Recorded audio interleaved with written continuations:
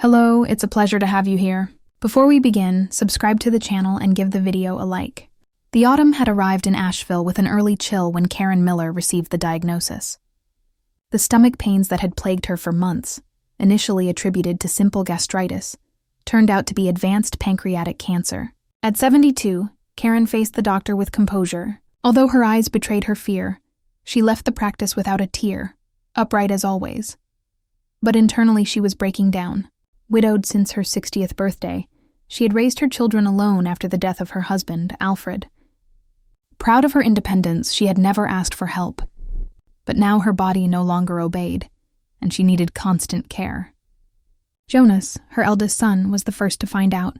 He took the call coolly and promised to stop by on the weekend, even though he only lived an hour's drive away. Eric, the younger one, showed more concern, but lived in Boston and couldn't be there regularly. She kept a clear mind, or at least pretended to, while she guarded the news like a heavy secret. She stuck to her routine as best she could. She swept the house, prepared her breakfast, went laboriously to the market. But the illness was relentless, and every day her body betrayed her a little more. Exhaustion overwhelmed her, but she refused to show weakness. The nights became an agony of sleeplessness and pain. The doctors recommended palliative care and constant companionship. Karen realized that her battle would be not only physical, but also emotional. She would lose her independence, her role as an independent mother. The thought of being a burden hurt more than the diagnosis. She didn't want strange nurses in the house, no forced visits from sons who came out of duty. She longed for honest presence, for real companionship. Quietly, she began to observe who was there and who was not, who truly cared. These observations inevitably led her to her daughter-in-law. Between doctor's appointments, cups of herbal tea, and the silence of the old house, Karen began to organize her thoughts. She looked at the framed photos on the wall, the antique furniture, the inherited clocks. Her life now fit into one room and a handful of memories. She thought about her will, which she had drawn up years ago, and felt that something needed to be changed. More than distributing possessions, she wanted to leave a just legacy, not for those who shared her blood, but for those who had shown they were there, that they cared, that they loved unconditionally. For the first time, she asked herself a question she had never wanted to admit. Who truly deserved to receive what she had built? Lena was a reserved woman with a gentle voice and a determined gaze. She came from a simple family in Cleveland and had met Jonas in college. They married young and moved to Charlotte, where he worked at a bank and she as a kindergarten teacher. From the beginning, Karen was cautious with her daughter-in-law. She wasn't unfriendly, but trust was hard for her. Yet Lena earned her place with patience and consistency. She called regularly, offered to help with shopping, came by on weekends. Gradually, she became an indispensable part of the family, even if Karen didn't admit it for a long time. When Karen fell ill, Lena was the first to accompany her to the doctor. Jonas, always busy with work, made excuses. Lena reorganized her daily life, took time off, and became her mother-in-law's shadow. She prepared snacks for the hospital visits, noted every medical instruction, asked all the necessary questions. Without saying it, Karen began to trust her more than her own sons. The two began to share more intimate moments. A laugh over a TV show, a story from the past over a cup of coffee. This bond grew daily, strong and authentic. One day, Karen said to her, "You are more daughter than daughter-in-law." The daily routine changed completely. Lena appeared every morning before 8, helped Karen get up, prepared her breakfast, started the washing machine, and went for walks with her in the garden when the weather was good. In the afternoons, she sorted the medications, read with her, or cooked a traditional recipe together. Karen began to call her "my girl." The nurses at the doctor's office remarked that they had never seen such a connection between a mother-in-law and daughter-in-law. And it was true. What connected them was no longer the marriage to Jonas, but a sincere love that had grown between them. Karen was no longer afraid of death because she knew she was not alone. But while Lena sacrificed herself to care for Karen, she felt Jonas pulling away. At home, he barely spoke, slept little, shut himself away for phone calls, and went out in the evenings without saying where. Lena tried not to think the worst and attributed his behavior to work stress. But her instinct told her something else. Quietly, she began to grow suspicious, and yet she did not stop caring for Karen. She knew she was where she needed to be and that she was doing the right thing. Not out of duty, but out of conviction. What she didn't suspect was that this love, without her seeking it, was placing her at the center of a legacy that would change her life forever. Lena noticed the change in Jonas long before she could name it. He no longer looked her in the eyes, didn't ask how she was or how she had slept. After work, he went straight into the living room, turned on the TV, and sank into a dense silence. There were no fights, but also no words. What was once a shared daily life became a measurable distance. They slept in the same bed, yes, but separated by invisible miles. Lena began to wonder if there was still an us, or just the remnants of a promise. At dinner, Jonas chewed quickly, without looking up from his phone. If Lena tried to start a conversation, he answered in monosyllables or changed the subject. He said he was exhausted, had too many meetings. The stress was tearing him apart. But deep down, she felt it was more. This estrangement wasn't just fatigue. It was indifference. Jonas seemed annoyed by her mere presence, as if it bothered him to share a roof with her. The affection that was once between them had silently vanished, but the resulting vacuum filled everything. Lena tried to save the connection, like someone trying to keep a candle lit in a storm. She suggested going out to eat, planning a weekend, cooking together like they used to. Jonas always had an excuse: work fatigue, urgent calls. He even started sleeping on the sofa more often, supposedly due to back pain. At home, Lena felt like she was walking on broken glass, weighing every word so as not to upset him. The feeling of being alone, even in his company, tore her chest apart a little more each day. No one else seemed to notice. Karen, however, did, even if she said nothing directly. She observed her son's coldness attentively. Her maternal intuition did not deceive her. When Lena came into the room with tired eyes, Karen took her hand without saying a word. In that shared glance lay an unspoken truth. Something was wrong. Lena acted as if everything was normal, so as not to worry Karen. But her sadness could no longer be hidden. The nights were the worst. She went to bed with a knot in her stomach, with the feeling of being slowly forgotten. Yet she continued to care for Karen with love and without complaint.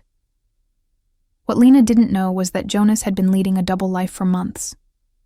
At a finance conference in Chicago, he had met Paula Lehman, an ambitious young woman, self-confident and with an engaging charm. She worked as an event coordinator, and her smile was as strategic as it was captivating. Jonas, flattered by her attention, let himself fall without resistance. What began as a harmless flirtation quickly became a parallel relationship.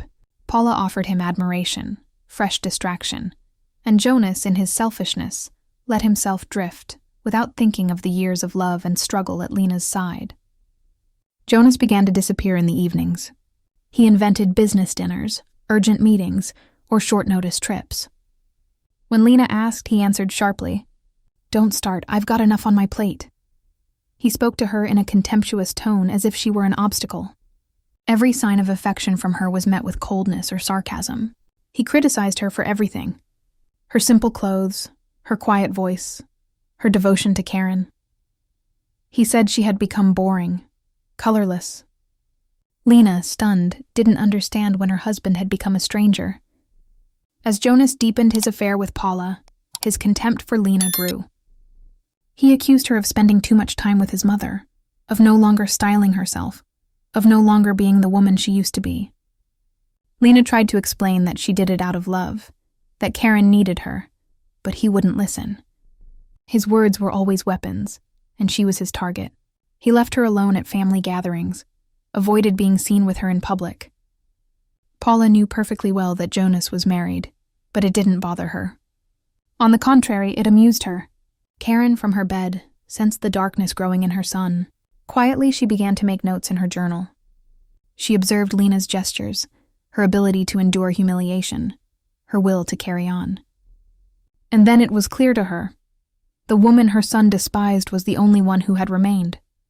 While Jonas searched in foreign arms for what he failed to appreciate at home, Karen began to formulate her last will, and in it, there was no place for ingratitude. Karen had been observing Jonas's behavior for weeks with growing concern. When he entered the room, he barely gave her a few seconds, a fleeting kiss on the forehead, "How are you?" out of obligation. Then he would pull out his phone and lose himself in the screen. She, who knew her son better than anyone, sensed that something was wrong. She noticed the lack of warmth, the dry tone, the lack of empathy.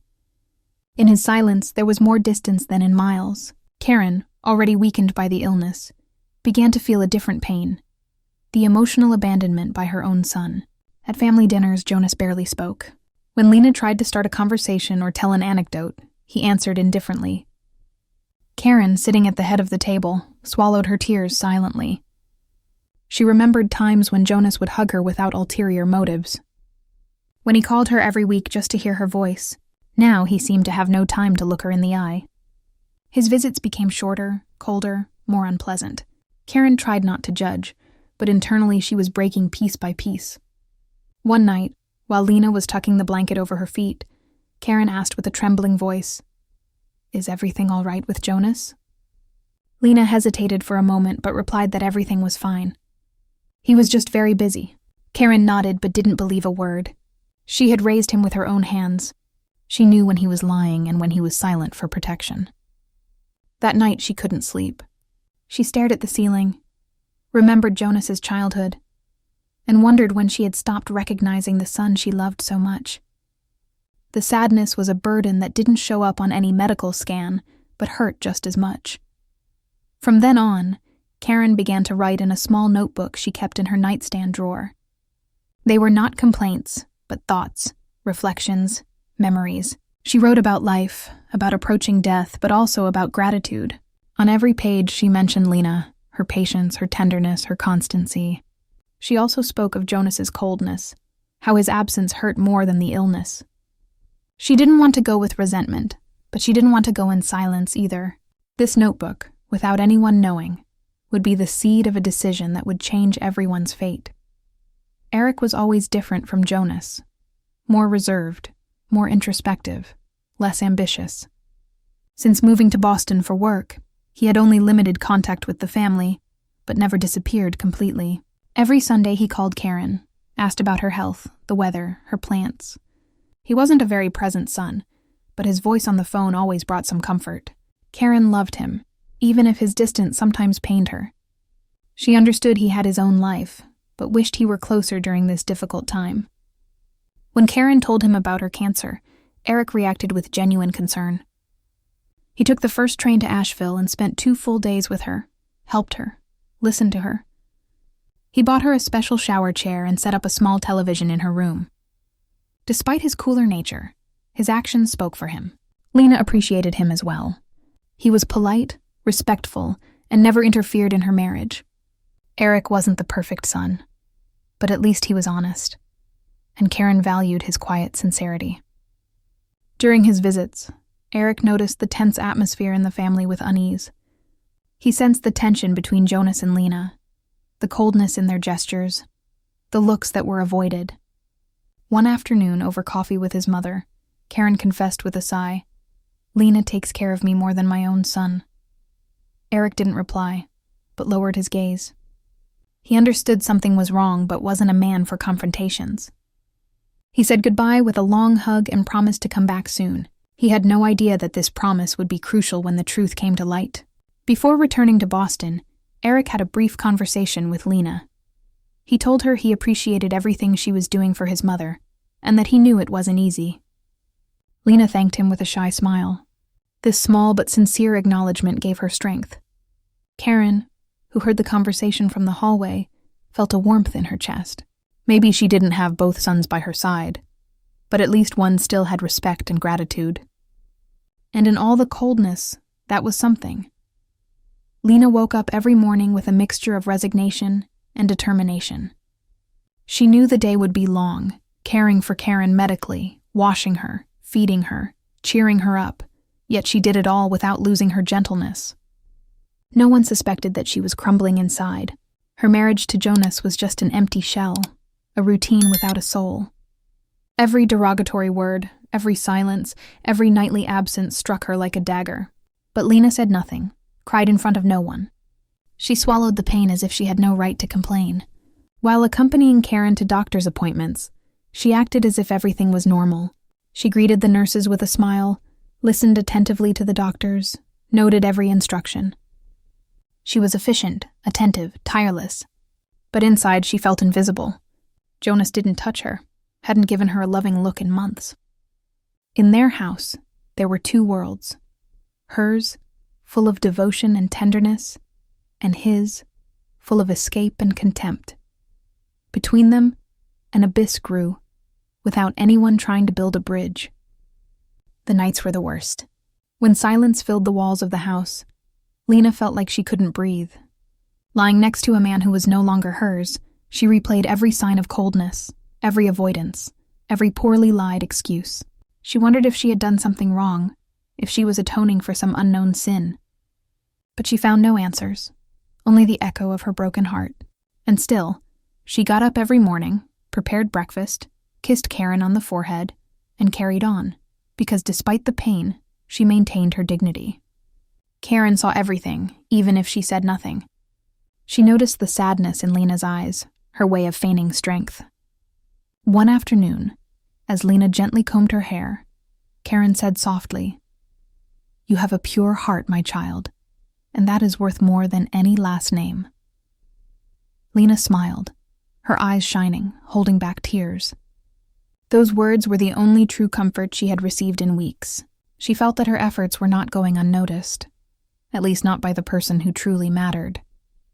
Silently, she resolved to endure everything for Karen, even if her marriage was crumbling before her eyes. One morning, after a sleepless night, Karen sat down at her desk with an empty notebook and a fountain pen. It took minutes before she began to write. She didn't know how to express everything that was inside her, but she had to do it. Death was no longer a distant shadow, but a presence breathing next to her. And before the end came, she had to settle everything, not just legally, but emotionally. She wanted justice, not revenge. She wanted her legacy to speak for her when she could no longer speak with her own voice. On the first page, she wrote with a firm hand, "For those who were truly there." From then on, she described everything she had experienced in recent months. She spoke of her illness, her fears, her lonely nights. But above all, she wrote about Lena, her devotion, her patience, her humanity. She also mentioned Jonas, not with hatred but with sadness. She admitted she didn't understand when she had stopped recognizing the son she had raised. She didn't blame him alone but could not reward indifference, not after everything she had seen and felt. In the letter, Karen stipulated that Lena should be protected, that no one should take from her what was hers emotionally, if not legally. She had recently changed the will, but also wanted to leave a personal letter to be read at the official reading. In it, she spoke not of numbers or possessions, but of feelings, actions, absence, and presence. Karen knew this would provoke strong reactions, perhaps even a scandal, but she didn't care. She was no longer afraid to face the truth. She had decided to reward love, not blood. She put the letter in an envelope and placed it in a locked drawer. Then she looked out the bedroom window. Outside, autumn leaves covered the yard like a golden carpet. Karen felt a mixture of sadness and peace. She knew she wouldn't live much longer, but for the first time in months, she felt at peace with her conscience. The decision was made. Her last will was not a mere formality. It was her voice, her justice, and even if she wouldn't be there to defend it, she had written enough so that no one could ignore it. In mid-October, Karen asked Lena to take her to Atlanta for a medical examination. It was an overcast day, one of those days when the city seems to hide secrets in every corner. Lena, as always, prepared everything with care. The documents, the bag with medications, an extra scarf in case it got cold. But Karen had other plans. During a break between appointments, she asked Lena to drop her off briefly at the estate lawyer's office. "I just need to sign a few old documents," she said in a gentle voice. Lena suspected nothing and agreed without asking questions. At the law office, Karen was received like a regular client. She had been working with the same office for decades. She sat down with the lead attorney, Andrew Schultz, a serious and reserved man, and handed him a handwritten instruction. "I want this to be legally and definitively recorded. I have no more doubts," she said, looking him in the eye. Andrew read the content silently, nodded slowly, and began to draft the changes. What was previously divided between her two sons now had a new main beneficiary, Lena. The change was clear. The family home in Asheville, the 2 apartments in Raleigh, and the savings account would pass into Lena's name upon her death. Jonas and Eric would receive a small symbolic sum as well as a personal letter. Karen signed with a steady hand, as if this signature sealed more than just a document. It sealed her truth. When she left the law office, she sat briefly on a bench on the street and took a deep breath. She felt no guilt, but rather justice. This decision sprang not from resentment, but from the certainty that the love she received deserved clear recognition. When Lena returned to pick her up, Karen smiled. "All taken care of," she said simply. She mentioned neither the will nor the inheritance nor the changes. She tucked the envelope into her bag and spoke about the traffic, the coffee she wanted to have before the drive back to Asheville. Lena didn't ask. She didn't need to know. And Karen, from the passenger seat, watched her stealthily, full of relief and tenderness. She knew her time was running out, but also that she had arranged everything so that no one could say she hadn't recognized who was truly there. Death came softly, like a sigh at the end of the afternoon. Karen had been weaker for days, her voice subdued, her eyes lost in memories. That day, Lena had helped her put on a clean dressing gown, given her some mashed potatoes to eat, and carefully combed her hair. Then they sat together in the living room, as they often did, and watched the sky turn red behind the curtains. Karen asked Lena to sit next to her and hold her hand. "Don't go yet," she said softly. Lena nodded and didn't move. Karen's heart began to beat slower, as if every beat were a farewell. Suddenly she let out a long sigh, almost a whisper. Her head leaned gently on Lena's shoulder, and her body gave up the resistance. Lena didn't cry immediately. She held her still, motionless, as if time had frozen. It took minutes before she reacted, before she accepted that this moment had come. When she finally broke into tears, she did so from her very core, with a weeping that was not just sadness, but also love and gratitude. She called the family doctor and Eric. Jonas didn't answer the phone. The doctor confirmed the death and respectfully issued the death certificate. Lena washed Karen's hands, gently closed her eyes, and placed the medallion Karen had always worn around her neck between her fingers. There was no screaming, no drama, only a dense, sacred silence. The whole house seemed to mourn. Lena sat in front of the body, hands folded, and stayed there until the undertaker came. She didn't want Karen to be alone, not even in death. The funeral was simple and intimate, as Karen had wished. Eric traveled from Boston and stood by Lena through everything. Jonas arrived late, wearing dark glasses, without hugs or words. During the service, Lena didn't take her eyes off the casket. She felt she had lost a mother, not a mother-in-law. And although the pain was immense, so was the certainty of having been there until the last breath. Karen had passed away in peace, in the arms of the one who truly loved her. For Lena, that was a comfort no one could take away from her. The day of the funeral dawned gray, with a dense fog that covered Asheville like a shroud of mourning. Lena arrived at the church early, accompanied by Eric, and handled all the details with respect and restraint. Karen had wanted an intimate ceremony without pomp, only with those who truly loved her. Close relatives, some neighbors, and old friends occupied the pews in silence. Lena had not slept the night before. Her eyes were swollen, yet her posture was firm. She did not cry in public. She felt she had to maintain her composure for Karen until the end. Jonas appeared when the casket was already in the church. He wore a dark suit, sunglasses, and greeted no one. He went straight to the back, as if he were only there out of duty, not out of pain. Lena saw him arrive but didn't move. Their eyes did not meet. Eric, watching him from a distance, frowned.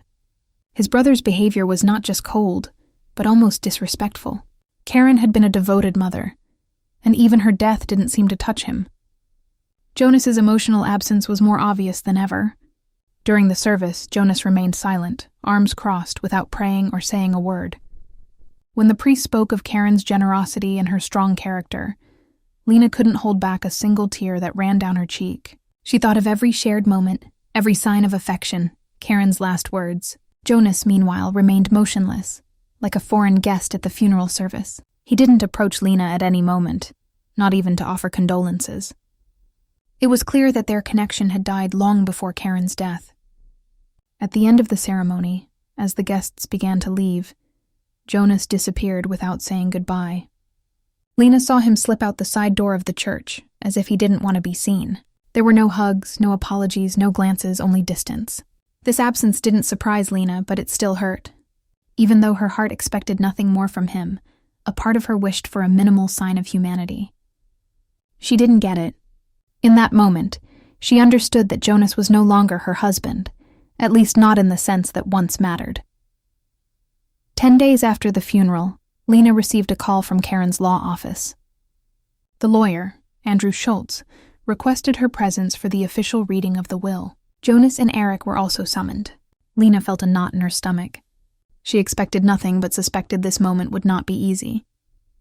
The reading took place in Charlotte, in an old building in the Myers Park neighborhood. Lena decided to go alone.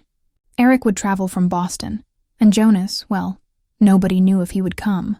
One waited. In the office, she was received kindly. She sat in a small room with dark wooden furniture and walls full of law books. Shortly after, Eric arrived, punctual and proper as always. He greeted her with a warm hug. Jonas appeared last, 20 minutes late, with an arrogant demeanor and a young woman by his side. Lena recognized her immediately. Paula, the woman she suspected Jonas had cheated on her with, was holding a newborn baby in her arms. The air in the room became tense, like a page about to tear. Lena felt the floor give way beneath her feet. She searched Jonas's eyes for an explanation, but he avoided her gaze. Paula spoke first, with a brazen tone. "This is Bruno, our son." Lena swallowed hard, paralyzed by shock. No one had said anything, but now everything was clear. Jonas had not only left her emotionally, but had started a new family while she was caring for his dying mother. Eric watched the scene uncomfortably.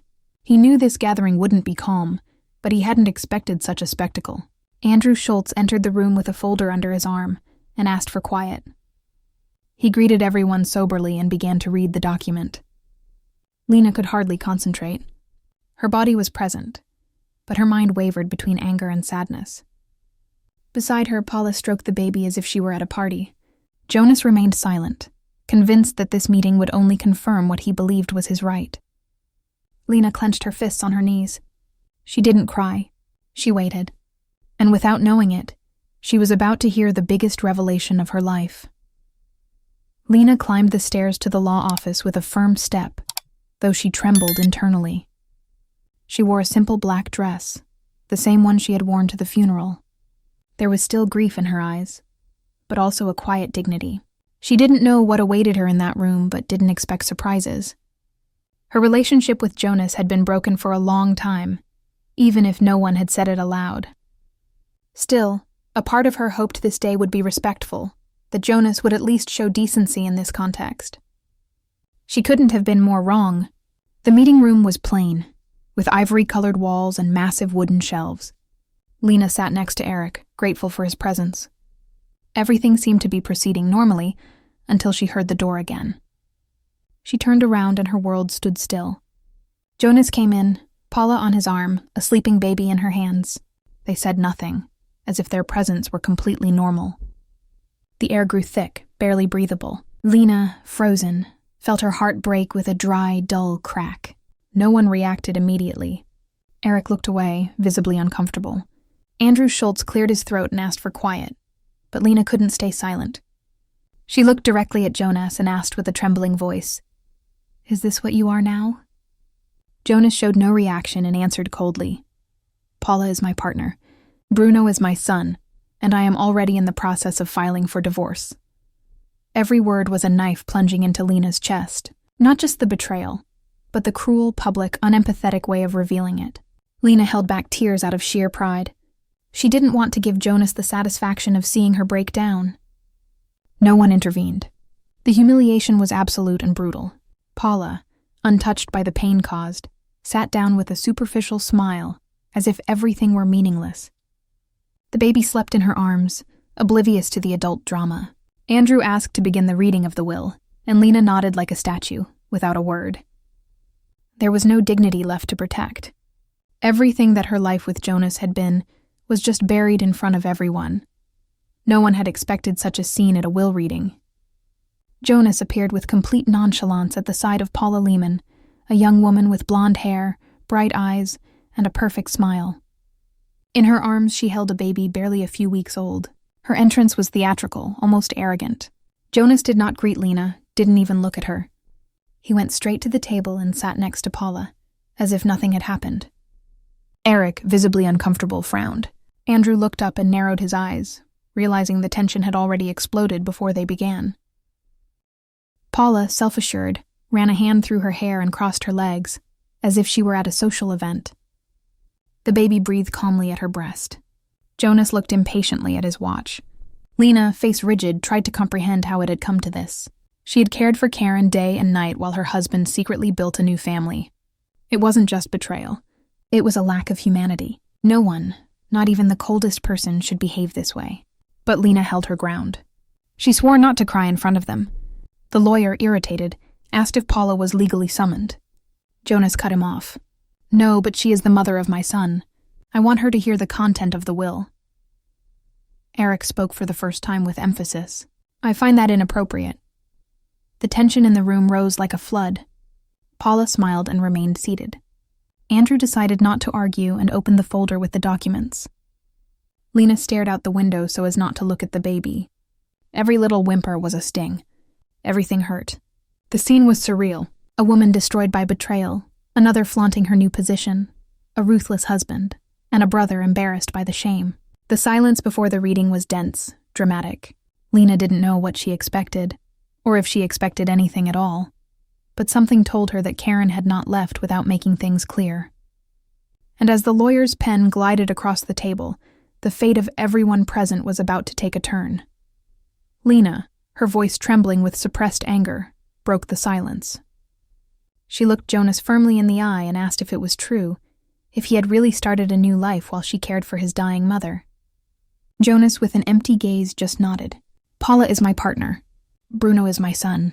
I want to start my life over," he said, without a hint of compassion. The coldness of his words tore Lena apart internally. Eric lowered his gaze, ashamed of his brother. Paula remained calm, stroking the baby, as if this had no consequences. The silence in the room became unbearable. Lena took a deep breath, slowly stood up and sat back down, as if she had to stop her body from reacting violently.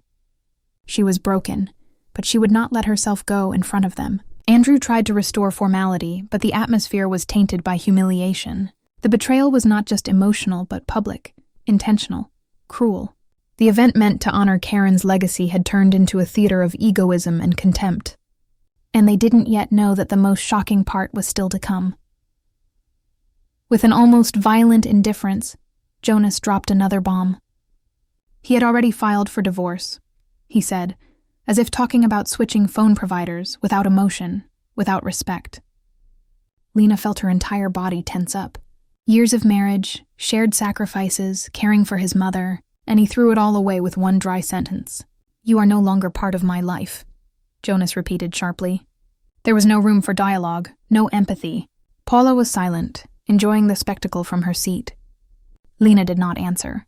Tears gathered in her eyes, but a new strength also began to grow in her expression. It wasn't just pain, but a realization. She finally understood that the man before her was no longer the one she once loved. Eric looked at her worriedly, but also admired her strength. The lawyer cleared his throat to return to the document. No one had expected this formal will reading to turn into a scene from a Greek tragedy. But the worst had not yet been said. When Jonas finished speaking, Lena's weeping broke the silence. It wasn't a loud, dramatic sob, but a deep, broken cry that came from the depths of her soul. She tried to suppress it, but the tears fell without permission, as if her body was finally saying what her mouth could not. Eric stood up, handed her a tissue, and remained silently by her side. No one else moved.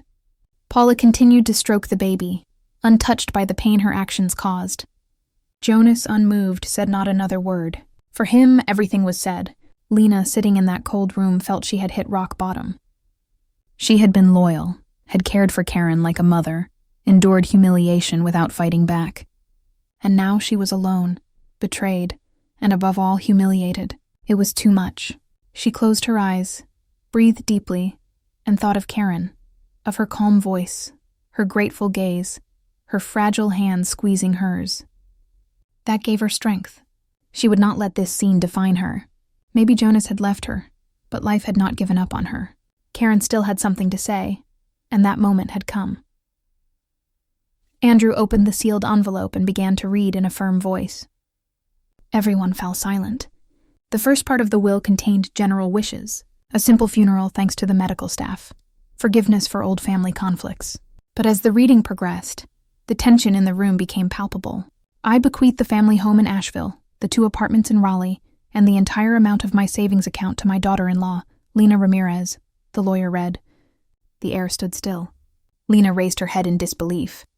Jonas's eyes flew open in anger. Paula twisted her mouth contemptuously. The will continued. I do this because she was the one who accompanied me in my final days, not out of duty, but out of true love. My sons will receive a symbolic sum as a reminder that affection is not inherited, but earned. Eric nodded calmly. Jonas turned red with rage. Lena didn't know what to say. She was paralyzed, yet something in her began to piece itself together. Karen had protected her, even from the beyond, not out of pity, but out of justice. Now the whole world knew who had been there and who had fled. Andrew continued reading the document with legal precision, listing the assets Lena inherited, the house in Asheville, where Karen had spent her entire life, 2 rental apartments in downtown Raleigh, and a savings account with over $180,000. Lena couldn't believe it. It felt like she was hearing someone else's story.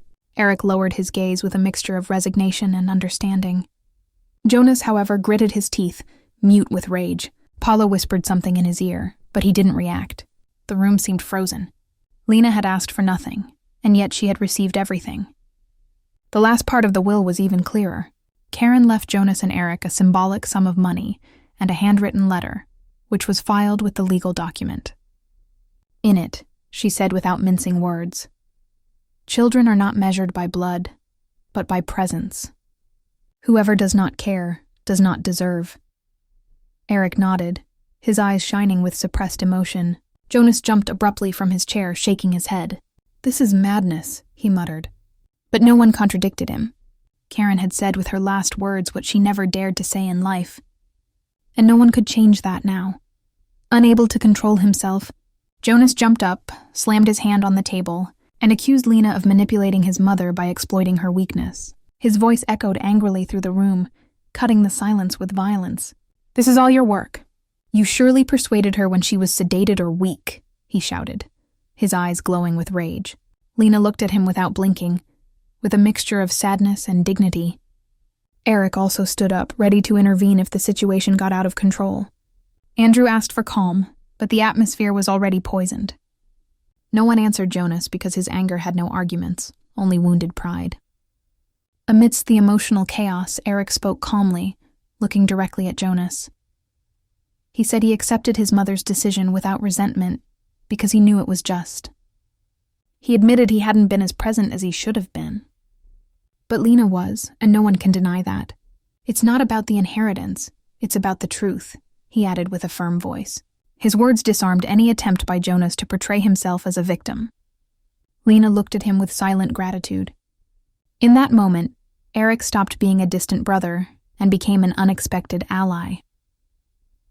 After Eric's words, silence returned to the room. Jonas, overwhelmed by anger and shame, roughly grabbed his jacket and stood up without looking at anyone. This won't stand, he muttered before leaving the door open. Paula, surprised by his reaction, remained seated for a moment, unsure what to do. The self-assurance with which she had entered slowly crumbled. She threw a sideways glance at Lena, as if understanding for the first time that she was not welcome here. She stroked the baby's head and stood up slowly, without saying a word. No one stopped her. As she walked through the door, Paula saw Jonas in the distance, yelling loudly on the phone in the hallway. He no longer looked like a powerful man, but like someone defeated, childish, overwhelmed by his own decisions. She realized in that moment that she might have backed the wrong horse. Eric sat back down with a calm expression, while Lena took a deep breath, processing everything. Andrew packed up the will documents with professional composure. The tension still hung in the room, but the hardest chapter was over. What came next was the beginning of a new life, or at least the dignified closing of the old one. Weeks after the will reading, Lena packed her bags and left Asheville behind. She didn't do it out of resentment, but with the serenity of a woman who knew she needed to breathe again. Savannah, with its humid air and cobblestone streets, offered her anonymity, distance, and a real chance to start over. She rented a small apartment downtown with a bright kitchen that reminded her of the recipes she had cooked with Karen. The first few nights she slept little, still processing what she had experienced. But gradually peace returned to her. She had no partner, no children, but she had freedom, and for the first time that was enough. With the money from the inheritance, Lena decided to invest in herself. She wanted no luxury, no car, no jewelry, just a dream she had carried within her for years. A restaurant with homemade cuisine, like in the old days. She found a modest spot on a charming street and, with the help of a small local company, began to renovate it. She painted the walls in warm tones, hung photos from her childhood, and christened the place with a simple but history-laden name, Karen's Kitchen. Every day she spent there, she felt that Karen lived on in some way. And so, between the stove and memories, Lena began to rebuild not only her life, but also her identity. The restaurant opened its doors on a Monday morning with the scent of freshly baked bread and beef stew. Lena, wearing a linen apron and with slightly trembling hands, greeted her first guests with a genuine smile. The menu was simple but full of soul: lentil soup, potato omelets, meatballs and gravy, and for dessert, vanilla pudding with cinnamon, just like Karen used to make it. Every dish carried a memory, a story, a conversation at the stove. The decor radiated the warmth of a home: checkered tablecloths, old dishes, a blackboard with handwritten sayings. The people from the neighborhood came first out of curiosity, then out of love for the taste. Lena didn't say it out loud, but this restaurant was her way of healing. Cooking was her refuge, her dialogue with the past, and her way of being thankful for the present.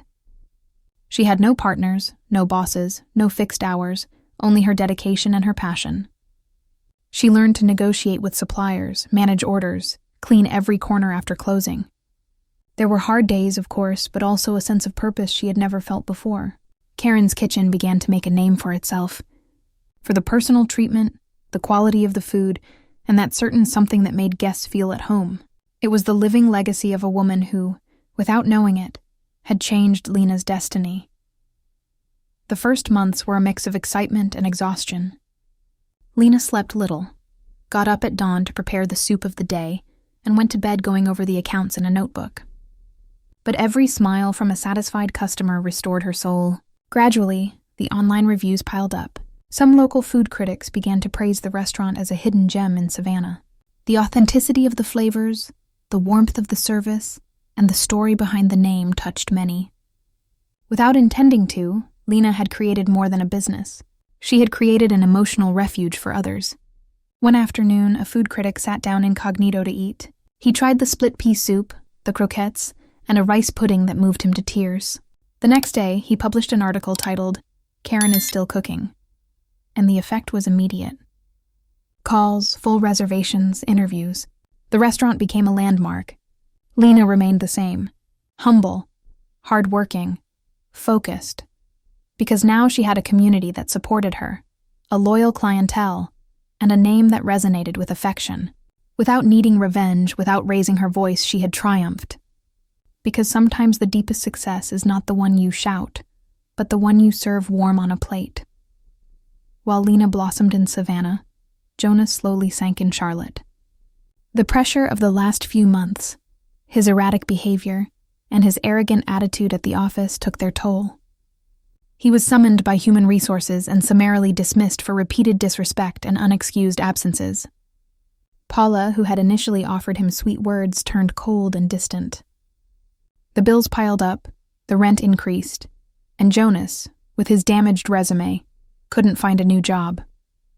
His pride prevented him from seeking help, but reality could no longer be hidden.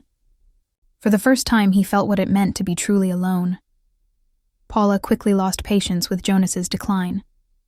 Accustomed to luxury, expensive dinners, and weekend trips, she had no understanding for failed men. She began to spend more time out of the house, with vague excuses and mysterious calls at impossible hours. Jonas suspected it, but pretended not to know, in order not to lose the only thing he had left. But one day, he saw a message on her phone that left no doubt. Paula had begun seeing an entrepreneur she had met at an exclusive event. Without remorse, she began to disappear from his life, leaving him with debts, a child, and a shattered pride. Paula had been invited by a friend working in PR to a charity event at the Mint Museum in Charlotte. She appeared in her most elegant dress, determined to leave the misery with Jonas behind. There she met John Salzer, a charismatic entrepreneur, owner of a renowned winery in Napa Valley, a widower, and known for his generosity. It sparked immediately. He was fascinated by her beauty, she by his bank account. They talked for hours over glasses of red wine, artificial laughter, and empty promises. Paula mentioned neither her partner nor her child. That night, she made a decision to change her life again. A week after the event, Paula packed her bags without warning. She told Jonas she needed air, but she had already booked a penthouse apartment in Buckhead, Atlanta with Salzer. She packed the child's clothes, her papers, and a small bag with the essentials. She left a short note. "I can't go on like this. I'm going to someone who knows what he wants."